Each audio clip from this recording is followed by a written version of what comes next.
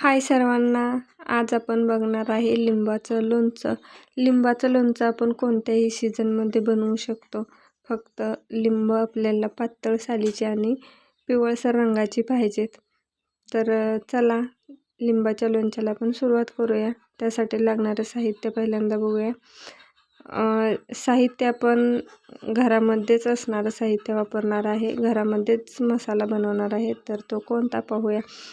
लिंबाचं लोणचं बनवण्यासाठी पहिल्यांदा अशा प्रकारची लिंब घ्यायची. स्वच्छ पाण्यामध्ये धुवून पुसून घ्यायचे आहेत लिंब. मी इथे 15 ते 16 लिंब घेतलेत. स्वच्छ धुवून घेतलेत. आता स्वच्छ रुमालाने पुसून घेते. पाणी अजिबात ठेवायचं नाही लिंबावर. पाणी ठेवलं तर लोणचं खराब होऊ शकतं. तर अशा प्रकारे सर्व लिंब माझे पुसून झालेले आहेत. तर आता आपण लिंब चिरून घेऊया.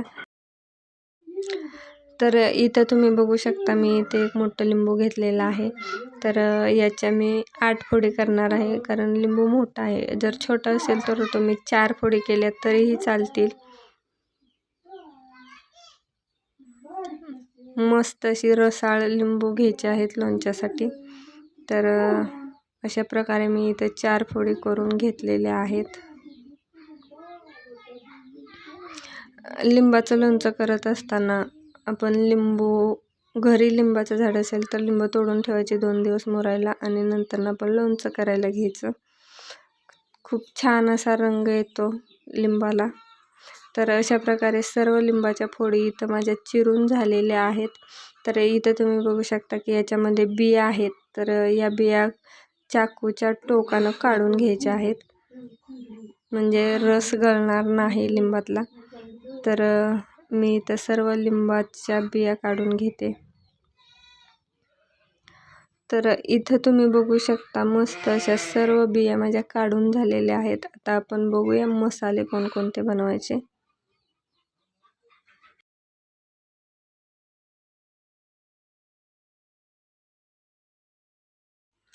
इथं मीठ घेतलंय, 2 चमचे मोहरी, 2 चमचे मेथी घेतलेले आहे, जे की आपल्या नाश्ता करायचे असते ते. इथं मस्त असे कमी गॅसवरती भाजून घ्यायची मोहरी आणि मेथी. आणि त्याच कढईमध्ये 5 ते 6 पळे मी तेल गरम करायला ठेवले, जे की आपण भाजी करायच्या पळ्या असतात त्या. आणि हे मसाले उकळावरती बारीक करून घेणार आहे. तर उकळावरती बारीक केलेली मेथी आणि मोहरी टेस्ट खूप वेगळीच असते, यासाठी मी उकळावरती बारीक करते. तुम्ही मिक्सरला केलं तरीही चालेल. तर ओबडधोबड करायचं आहे, जास्त बारीक करायचं नाही.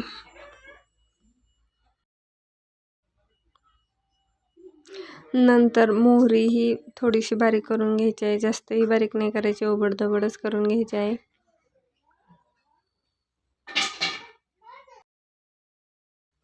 तर इथे तुम्ही बघू शकता मस्त असं मोहरी आणि मेथी बारीक करून झाली. तर इथं मी चटणी मिक्सरवरती करून घेतली.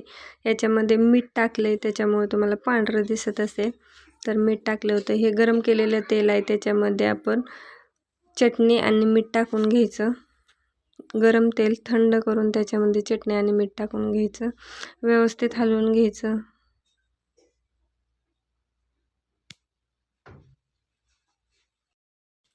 इथं आपण लोणच्यामध्ये मसाले टाकून घेणार आहे. पहिल्यांदा 1 चमचा हळद,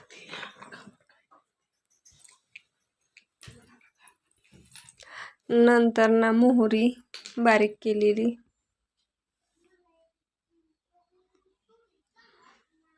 नंतर बारीक केलेली मेथी,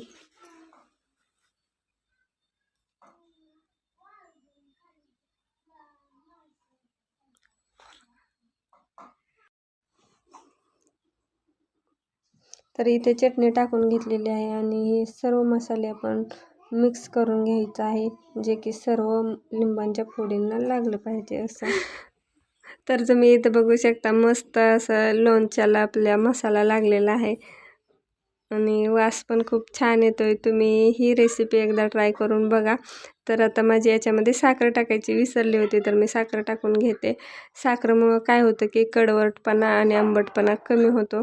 तर मी पोह्याचे 3 चमचे साखर टाकून घेणार आहे.